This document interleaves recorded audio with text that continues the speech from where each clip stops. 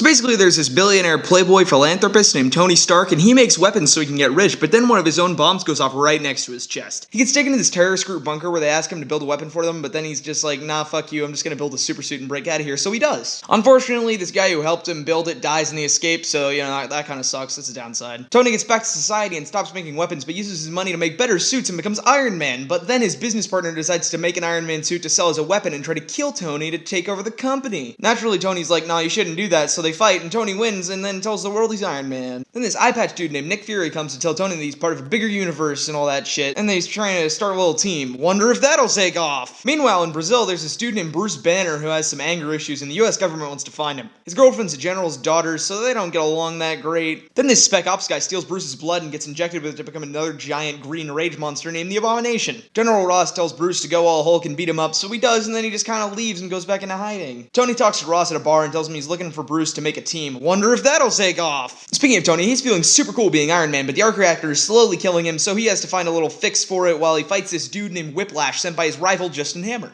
Also, his new assistant turned out to be a S.H.I.E.L.D. agent spy named Natasha Romanoff, aka Black Widow. Oh, also, Rhodey has a new Iron Man suit and goes by War Machine. Also, Fury doesn't want Tony for the Avengers initiative anymore, because he's being a dick. Tony, not Fury. Hey, do you know Norse gods actually existed in this world? Well, they still do, and Thor's going through some rebellious shit. He fucks up, and his father Odin banishes him to Earth. He meets this girl named Jane and her friends, so they help him get his hammer back, but he's not worthy anymore. Back on Asgard, Thor's brother Loki finds out that he's actually a frost giant adopted by Odin after killing a bunch of his family members. Loki doesn't like this, so he sends this evil robot thing down to fight Thor so that he can have an uninterrupted temper tantrum in Asgard. When the robot almost kills Thor, he becomes worthy again and wrecks the shit out of it. Then Thor and his buddies go to fight Loki, but accidentally destroy the Bifrost, which means they can't leave Asgard anymore. But Thor's booty call's still on Earth, so what's he gonna do there? Also, Loki falls off the Rainbow Bridge and just dies, but like, not really. Hey, let's flash back to World War II, that sounds fun. There's this skinny short dude named Steve Rogers, and his buddy Bucky Barnes is about to go out to the war. Steve's too skinny and wimpy though, but he gets picked up for this super soldier program that makes him into a huge jacked man. He meets this agent lady named Peggy, who's friends with the guy who made the super soldier serum. Unfortunately, after Steve gets ripped, Erskine also rips, because some agent from a thing called Hydra kills him and tries to steal the formula. Steve hunts him down before he can get too far though. Steve tours the country under the name Captain America for a while, but feels like he should actually be fighting the war. So when he finds out that Bucky's fleet has gone missing, he goes on a rescue mission being dropped off by Peggy and Tony's dad, Howard. Steve saves them and finds out there's this crazy Nazi dude named Red Skull commanding Hydra, so he joins the army to take out all of Hydra's bases. He knows it, but Red Skull finds this thing called the Tesseract, which makes super powerful weapons. Bucky dies while they're on a mission though. Shit! Red Skull built this super powerful thing with the Tesseract. He's gonna use it to destroy New York City, but making direct contact with the Tesseract causes him to incinerate. So Captain has to stop the ship he was in from crashing into the city. The only way to do that is by crashing into the ocean instead, so he promises Peggy they'll go dancing sometime and then fucking dies. Or does he? He wakes up in a hospital room but realizes that the game playing over the radio is one that he'd already attended years prior, so he's like, it's not real, it's a trick. And then breaks out. Turns out he's in the modern day. He woke up in 2011 and Nick Fury greets him, telling him what happened. Turns out S.H.I.E.L.D. dug up the Tesseract, which is being very, very bad. They want Steve to join the Avengers initiative. Wonder if that'll take off. Oh, actually it is taking off now.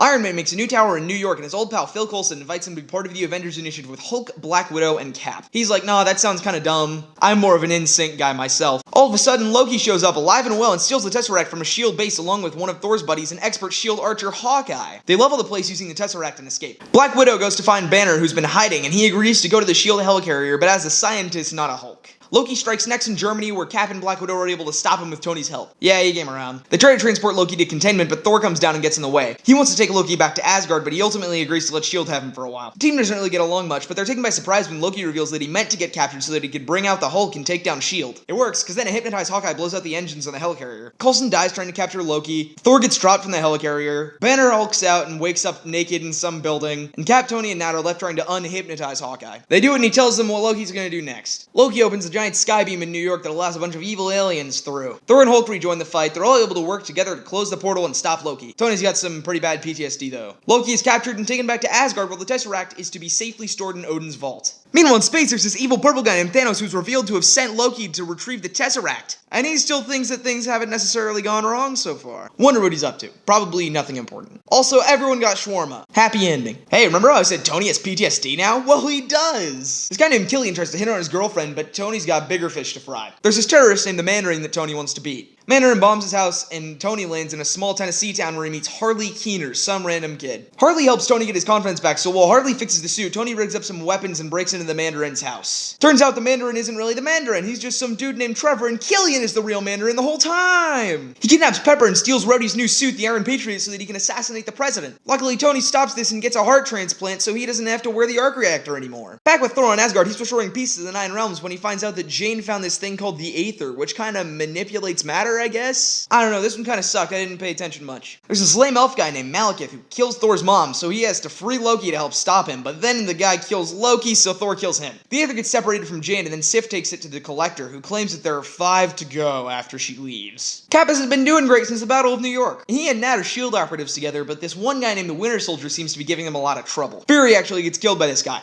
Cap finds out that Hydra has actually taken over S.H.I.E.L.D., so he and Nat go off the grid and recruit Cap's new buddy Sam, who turns out to have some super badass experimental military tech from his war days. They call him the Falcon, he's got cool wings. They find out that, gasp, the Winter Soldier's Bucky! You thought he was really dead? Rookie, never read a fucking comic book in your life. They find out that Fury is alive too, and they all attack the S.H.I.E.L.D. base before they send these smaller helicarrier things out to wreck shit. Cap almost dies fighting Bucky, but Buck kinda snaps out of his hypnosis and saves Cap from drowning before leaving. Bucky visits a Captain America museum and figures out who he really is, so he drops off the grid. Also, there are these 2 twins in a Hydra lab somewhere who have developed superpowers because of experiments done using Loki's scepter. Hey, you know what's cool? Space. Yeah, space is a thing here. There's this dude named Peter Quill who's been off Earth ever since he got abducted when he was a kid in 1988. And he carries around this Walkman that his mom gave him before she died. He goes by Star-Lord, and he finds this orb thingy that a guy named Ronan wants. Ronan is working for Thanos, and Thanos wants to get the orb, but also doesn't really want to leave his cozy-ass chair. Quill told his buddy Yondu that he was going to wait until he got there to get the orb, but since he doesn't, Yondu puts a bounty on his head. Ronan sends Thanos' sorted daughter Gamora to get the orb from Quill, but she's kind of stopped when Quill fights back, and these 2 outlaws named Rocket and Groot decide they want to take Quill into Yondu for some money. They all get taken to prison where they meet Drax, who wants to kill Ronan since he killed his wife and child. They break out, and Ronan recruits Gamora's sister Nebula to help find them before they pawn off the orb to a third-party buyer. They make it to the planet Nowhere where their buyer is. He happens to be the Collector, and he explains to them the orb is an Infinity Stone, which are pretty much the most powerful things in the universe, and no one can hold them without dying. That sounds a little familiar. His assistant says, hey, I'm gonna try something, and it's not gonna work. And then she does it anyway, causing the whole place to blow up. Quill takes the orb, but Ronan and Nebula find them. They almost kill Drax, and they do get the orb, leaving Gamora to die in cold space. Quill calls Yondu and tells him to pick him up so that Gamora doesn't die. They team up with Yondu and his crew, the Ravagers, to get the orb back and protect the planet Xandar from Ronan. Ronan says, fuck you, Thanos, I'll use the stone by myself. So he uses a hammer to harness its power, and then he says he's gonna level Xandar. Gamora tries to get Nebula onto their side, but Nebula would rather cut her hand off, which she does. The others are able to stop Ronan, but end up crashing his big-ass ship with them inside. Groot sacrifices himself to save everyone, and Ronan is still fucking alive when they crash. He almost uses the stone, but Quill's fabulous footloose dancing distracts him for long enough for Rocket to shoot the stone out of his hammer. Quill picks it up, and then with the combined power of the others, they use it to kill Ronan and trap it in the orb again. Yondu tells him to give up the orb, but Quill gives him a fake, giving the real one to the Nova Corps. After a DNA analysis, Quill finds out that he's only half human. His other half is something so old that there's practically nothing like it in the universe. We'll probably never find out what it is. Oh yeah, Hydra's still wrecking shit on Earth. The Avengers reassemble to take out the last Hydra base, but those superpowered twins from earlier make it slightly harder. They retrieve Loki's scepter, but Tony and Bruce think that they should use it to make an AI. This AI becomes Ultron, and he thinks that the world's better off without humanity, so he builds himself a body out of Iron Man suit parts and tries to kill the Avengers. He recruits the twins, Scarlet Witch and Quicksilver, to help him. Tony builds a suit to fight the Hulk, while Scarlet Witch makes the other team members see their greatest fears. After this humiliating defeat, Hawkeye takes everyone out to his family farm where he has a wife and kids. Banner and Natasha kind of start a relationship, but it's not long before they have to go again. Ultron steals the cradle thing to make a vibranium body for himself, but the Avengers are able to intercept it. Unfortunately, Ultron gets Natasha and imprisons her. Scarlet Witch and Quicksilver decide that Ultron's a pretty bad dude, so they go with the Avengers. Tony and Bruce reprogram the cradle, and with a little lightning from Thor, it gives birth to a new AI named the Vision. You can tell he's a good guy because he lifts Thor's hammer. Everyone ships out to this place called Sokovia to save Nat and fight Ultron. Quicksilver dies and Hulk gets launched into space, but other than that, everyone's safe. They make a mansion thing in upstate New York, and Steve and Nat start training a new team of Avengers with Falcon, War Machine, Scarlet Witch, and Vision. Hey, San Francisco also exists in this world. Weird, right? There's this convict named Scott Lang who just got out of prison. He has a daughter, so he doesn't want to do any more of that crime stuff, but he gotta pay that child support, so he decides to rob this rich dude named Hank Pym while he's out of town. His vault just has this suit in it, no money whatsoever, so he takes it and runs. After modeling the suit, he finds out that he shrinks to the size of an ant when he puts it on. Hank was this guy in the 80s named Ant-Man, and he actually wanted Scott to break into the vault to see if he was worthy of being the new Ant-Man. Hank and his daughter Hope want to stop this guy named Darren Cross, who is about to crack the shrinking formula and sell it as a weapon. They tell Scott 2 rules: don't mess with the regulator and don't go subatomic. Scott gets a few of his buddies to aid in the heist, but he needs a warm-up round first. He's sent to retrieve something from an old Stark vault, but finds out it's actually the Avengers facility now. He gets into a fight with Falcon, but gets away with the cargo intact. He carries out the heist, but Cross puts on the Yellow Jacket suit himself and fights Scott. Luckily, they're able to blow up the lab, so the only Yellow Jacket left is the one on Cross. He kidnaps Scott's daughter, so the only way to stop Cross is for Scott to go subatomic and destroy his suit from within. He messes with the regulator so that he can grow and become the first person to escape the quantum realm, and everything turns out A-okay! Louise even tells him he's probably getting an audition with the Avengers. Speaking of them, things aren't going so hot. Scarlet Witch accidentally killed a bunch of people in an explosion, and General Ross is back to propose that the Avengers are regulated by the government. Some of the team agrees, but some don't. Particularly Captain America. They go to a UN meeting where they meet the Prince of Wakanda, T'Challa. His dad dies in an explosion which is blamed on Bucky, but it was really done by an ex-Sokovian operative named Zemo. He's got a plan for the Avengers. T'Challa turns out to be a bulletproof superhero named Black Panther, and he sides with Tony. Cap and Sam find Bucky and meet with Hawkeye, Scarlet Witch, and newcomer Ant-Man to try to beat Zemo to this mountain where there are a bunch of new Winter Soldiers. But then they get into a fight with Tony's team at the airport. Tony's even recruited this kid from Queens named Peter Parker for the fight. He's only 14. He's also Spider-Man. Cap and Bucky make it out in a Quinjet, but the others get stuck behind and are sent to prison. Sam tells Tony where Cap and Bucky are going, along with the rest of the story, so that he can help them. But T'Challa follows him with the intent to avenge his father by killing Bucky. When they get there, they find that Zemo has killed the other Winter Soldiers and just wants the team to watch a movie. It's a real classic, the one where Bucky brutally murders Tony's parents. So yeah, they fight, but T'Challa learns who's really responsible for his dad's death. He stops Zemo from killing himself so that justice will be served. Bucky and Steve beat Tony and walk away, but Bucky's robotic arm is gone now and Steve lost his shield. Bucky goes into cryosleep at Wakanda, now under T'Challa's protection, while Steve breaks out the others. Hey, magic also exists here! There's a guy named Dr. Strange who broke both hands, which isn't very helpful when you're a surgeon. He goes to Kathmandu and learns magic, even finding this thing called the Eye of Agamotto, which pretty much controls time. It's an infinity stone, by the way. He uses it to stop this evil magic guy from taking over the world, but his mentor dies in the process and his buddy Morta decides fuck everything. Now Strange is pretty much the most powerful magician in the world, the Sorcerer Supreme, actually. Know who we haven't heard from in a while? Guardians of the Galaxy! Right after their first adventure, they're hired to protect this city with explosive batteries, but Rocket steals some so they have to run away. As a reward, they are given Nebula, who was previously a prisoner of their clients. They're saved by an all-powerful Celestial named Ego, who says that he's Star-Lord's dad! He gives Rocket something to help fix their ship after the fight, so Rocket, Nebula, and a baby version of Groot stay behind to fix the ship while the others go with Ego and his assistant Mantis to learn more about Quill's past. Rocket and Groot are captured by Yondu, who is overthrown by a guy named Taserface. Nebula steals one of their escape pods and goes to Ego's planet to fight Gamora. Rocket, Yondu, Groot, and Kraglin break out of the ship and blow it up. They make their way to Ego's planet, but shit's going down. Turns out Ego's had hundreds of kids in an attempt to make an offspring that can help him take over the universe. But Peter's the only one that's carried the celestial power. He uses Peter as a battery and starts expanding extensions of himself across hundreds of planets across the universe. Gamora and Nebula make up, and Mantis tells Drax what's really going on so that she can help them take down Ego. They're able to do it, but Peter loses his powers and Yondu dies saving him. Quill realizes that Yondu was his real father and they have a big funeral for him. Meanwhile, that client lady Aisha creates a pod to make a man named Adam to destroy the Guardians. Whoa, remember that Spider-Man kid? Well, he's gotten himself into quite a predicament. You see, there's this Vulture guy who's combining tech from the Avengers battles with basic human tech to make weapons. But Spidey's the only one that knows about it. Tony tells him to drop it, but he's like, I'll do what I want, old man, and then he and his buddy Ned save their academic decathlon team from falling down an elevator shaft in the Washington Monument. Unfortunately, Peter can't save this ferry from collapsing after he tries to stop this weapons deal, so Tony has to clean up his mess. He takes away his suit, and Peter goes to homecoming with his crush, Liz, who turns out to be the Vulture's daughter. Peter is forced to ditch Liz at the dance and uses his Underoos suit to stop Vulture from stealing stuff from the recently moved out of Avengers Tower. Peter is offered a spot in the Avengers, but he declines to Tony's surprise. Oh yeah, Tony and Pepper are probably gonna get married, by the way. Hey, what the fuck has Thor been up to since that whole Ultron thing? Well, turns out Loki wasn't dead. He just took Odin's place in Asgard without anyone else's knowledge. Thor makes Loki tell him where Odin is, but they need help from Doctor Strange to find him. Odin dies after telling them about their long-lost sister Hela, who's gonna kill everyone in Asgard and take over the universe. She sends Thor and Loki to a planet called Sakaar after destroying Mjolnir, where Thor is recruited as a gladiator. He got a haircut. Guess who else is there? Hulk! They have a little spat where Thor figures out he's got some new powers, and with the help of Loki and their new friend Valkyrie, we never really learned her name,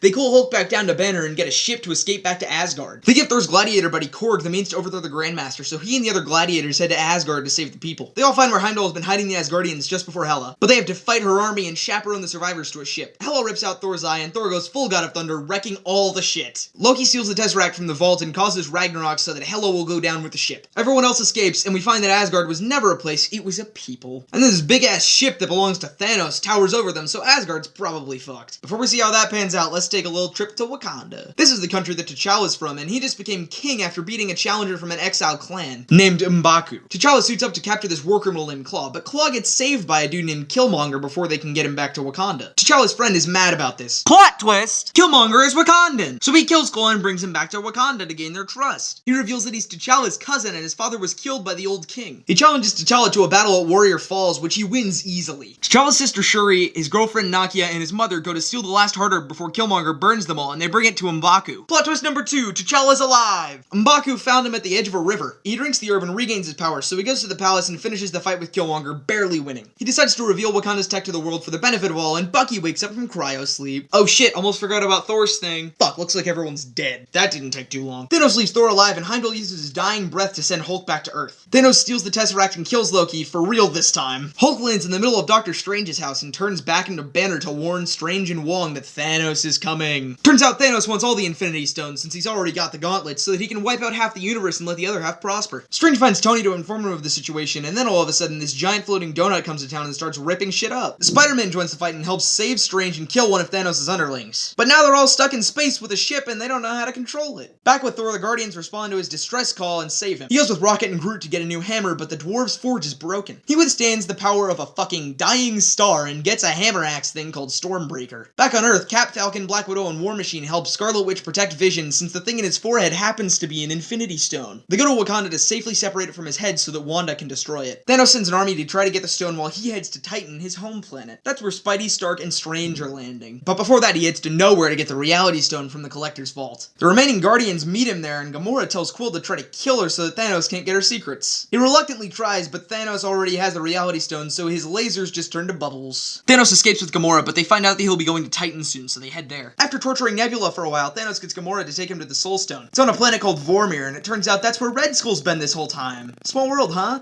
Small universe? I don't know. Thanos has to sacrifice something he loves to get the stone, so Gamora's like, ha, you're fucked, you don't love anything. But then Thanos starts crying, so Gamora's like, fuck, he loves me. Then he pushes her off a cliff. He gets the stone and heads to Titan. The Guardians meet Strange, Spidey, and Stark on Titan and come up with a plan to beat Thanos and get the glove off. It almost works, but then Quill finds out that Gamora's dead and kinda freaks out. The plan fails and Strange is forced to give the time stone to Thanos. Thanos goes to Wakanda, where pretty much everyone else is fighting off an army. Thor uses his new Bifrost abilities to teleport himself, Rocket, and Groot to the fight. Scarlet Witch is forced to destroy the Mind Stone, hence killing Vision. Thanos just uses the time stone to bring him back and then rips the stone straight out of his head, so now he's got a full Infinity Gauntlet. Thor's real fast though and stabs the axe into Thanos' chest, which almost kills him, but not fast enough. Thanos snaps his fingers and then uses the Space Stone to teleport away, but finds that the gauntlet is severely damaged after the snap. It causes half of the population of the universe randomly decided to simply fade away into ash. In the snap, the Winter Soldier, Doctor Strange, Star-Lord, Drax, Mantis, Groot, Falcon, Black Panther, Scarlet Witch, Spider-Man, Maria Hill, Nick Fury, and Shuri all fade away. Back before Thanos snapped his fingers and fucked half the universe, Scott Lang was only a few days away from finishing his house arrest after the fallout of Civil War. Because Hope and Hank created the Ant-Man suit that he used, though, they're on the run from the government for violating the Sokovia Accords. This FBI agent named Agent Jimmy Woo, is just waiting for Scott to fuck up so his house arrest can be extended, but just before it's over, Scott gets some vision about his time in the quantum realm. It quickly becomes a little Freaky Friday with Hank's dead wife. Hope and Hank hear about this, so they kidnap him with a shrinking car and show him their plan to open the quantum realm to save Janet Van Dyne, who's probably still alive. But there's one little thing standing in their way, a lady who can walk through walls named Ghost. She's the surrogate daughter of Hank's old buddy, Bill Foster, no relation to Jane, who thinks that they can siphon quantum energy from Janet to fix Ghost, who is in a constant state of being torn apart and put back together. Luckily, Hope's the Wasp now, so she's got this shit covered. Hank shrinks his lab to transport it easier, but they end up playing a game of hot potato with it between Ghost and this useless dude named Sonny Birch. Once they get it back, Hank goes to the quantum realm to free Janet, and he succeeds. She ends up using quantum energy to somehow heal Ghost anyway, because now it's the plot convenience realm. Anyway, Hank and Janet shrink the house and move to a beach, while Scott and Hope start fucking, and Luis helps Scott start a security company. How nice. Hank, Hope, and Janet send Scott to the quantum realm to get more energy for Ghost, but then shit hits the fan. Before they can pull him out, a certain California raisin snaps his fingers, and all three of them just so happen to become dust. So yeah, Scott's stuck in the quantum realm again. Before Fury died, he takes out a mysterious pager that he sets off, which sends a message to what seems to be Captain Marvel. Who the fuck is that? Well, let's go back to 1995 to find out. On the planet Hala, there's this lady with a shitty memory named Veers, and she works with the Kree Star Force, particularly Yonrog, to hunt down the sinister shape-shifting Skrulls. Her chase leads her to get caught by Talos, the Kree general, and he accesses her memories to see that they need to go to Earth to get a light-speed engine. Veers decides to follow them to Earth, where she meets a young Nick Fury. They find out that the Skrulls are looking for Project Pegasus, where they also find Veers has a history. She went down as a test test pilot with a woman named Lawson being chased by some space shit. They find Veers' old Earth friend Maria Rambeau, and she fills in some gaps for them. Talos follows them there and explains his side of the story to reveal that the Star Force is actually evil, and they kidnapped Veers in order to use her as a weapon after she was infused with energy from the Lightspeed engine. Veers finds out that her Earth name was Carol Danvers, and she, Fury, Maria, and Talos make a plan to find Lawson's lab in Earth's orbit before Star Force figures out what's going on. They get there and find a bunch of Skrull refugees, including Talos' family. Turns out the thing that powered the engine is still there, and it's the fucking Tesseract. Carol plays catch with it like it's nothing. Star Force shows up though and takes away Carol's powers. She talks to the Supreme Intelligence and goes, nah, fuck you, I'm just gonna go. And then she basically becomes a living fucking sun and kills all of the Kree on board except for Yon-Rogg, who she sends back to Hala as a warning. Carol decides to head out into space to help the Skrulls find a new home while Fury starts up the Protector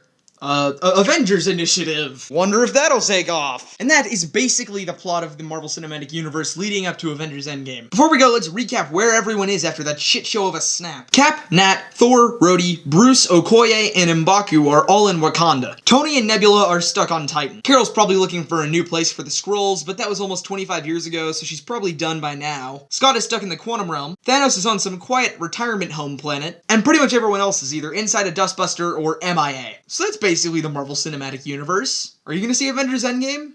I mean, I hope so. Otherwise, we kind of made this video for pretty much nothing. Also, come back in like a couple months to see an updated version of this video that's gonna have Avengers Endgame in it. Or maybe we'll wait till after Spider-Man Far From Home comes out. We'll see.